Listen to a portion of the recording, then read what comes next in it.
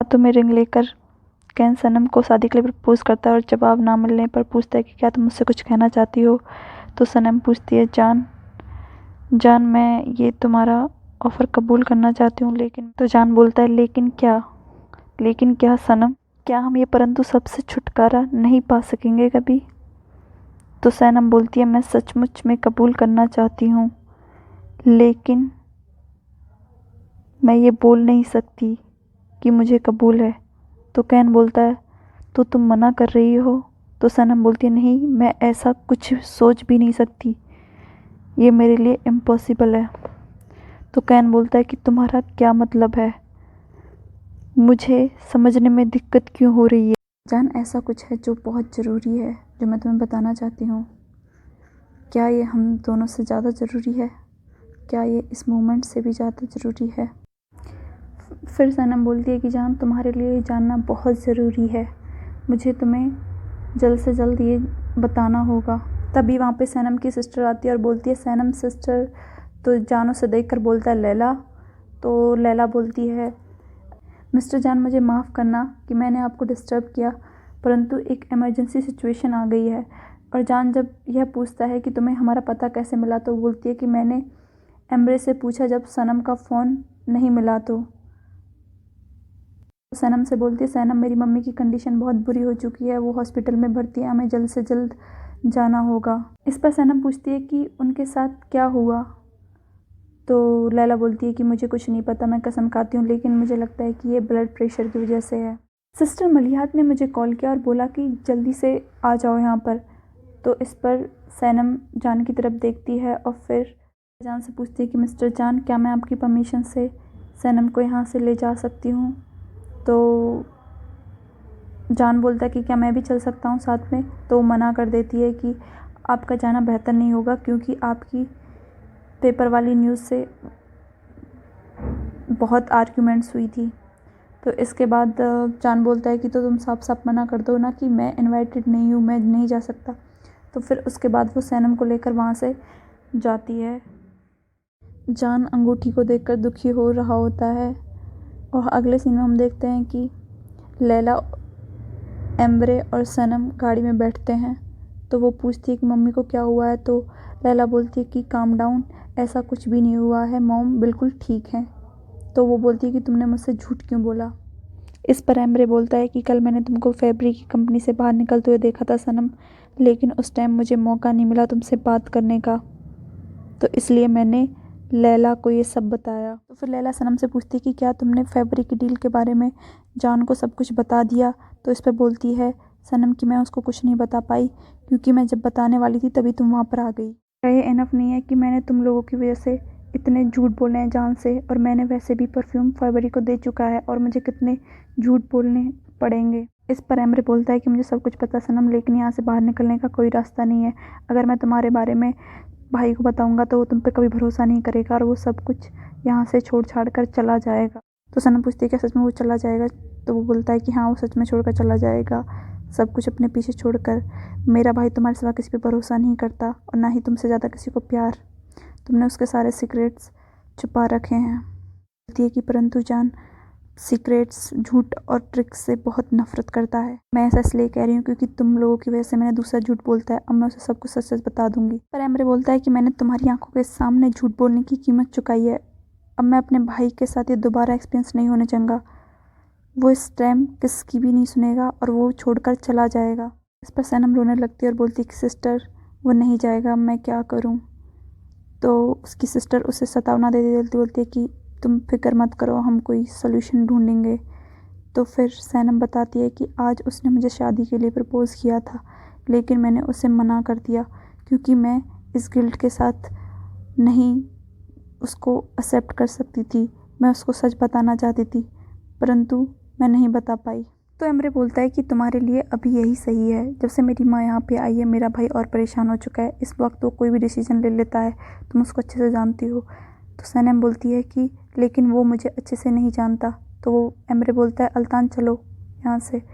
तो वो गाड़ी को लेकर वहाँ से चले जाते हैं।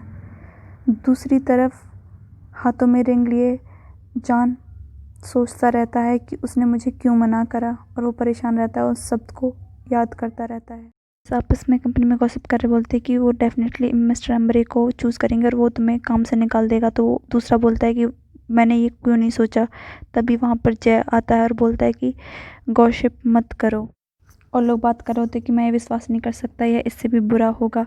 ऐसा लगता है कि मिस्टर जान और मिसेस हुमा का रिलेशन कभी सुधरेगा नहीं। मेरे ख्याल से मिस्टर एम्बरे को हेड बनाया जाएगा क्योंकि उसकी मौसी को ज़्यादा प्यार करती है। वो गुल से बोलती है ऐसा इसलिए है क्योंकि मिसेस हुमा जब एम्बरे छोटा था तो उसे लेकर चली गई थी, और मिस्टर अजीज़ ने ही पाल पोस कर जान को बड़ा किया है। तभी वहाँ जय आता और बोलता है कि चुप हो जाओ तुम सारे, सुबह से ही ये ऑफिस में क्या बातें चल रही है।